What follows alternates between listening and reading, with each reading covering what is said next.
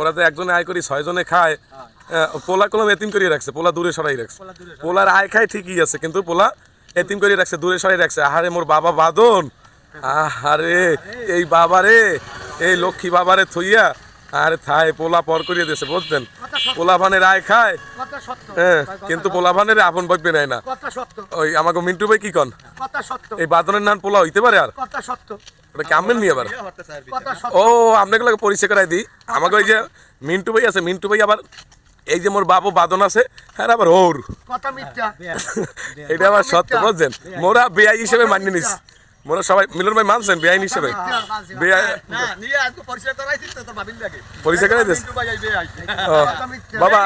বাবা তুমি চালাই যাও বাবা, তুমি যদি আমার ভিডিও তো দেখবা অবশ্যই, তুমি চালাই দাও, আমরা সম্মতি দিলাম, ঠিক আছে? তোমার হৌরু আছে, তোমার বাবা আছে, আমরা উকিল বাপ হিসেবে দুইজন আছি, আমি আর মিলন ভাই। আর তোমাকে তো এই দুইজন আবার আপন। তুমি আমার ভাতিজা ভাতিজা থাকবা সব সময়। না না আমরা হৌরু অন্য জায়গায় বিয়ে করামু, আত্মীয় বাড়বে বাবা।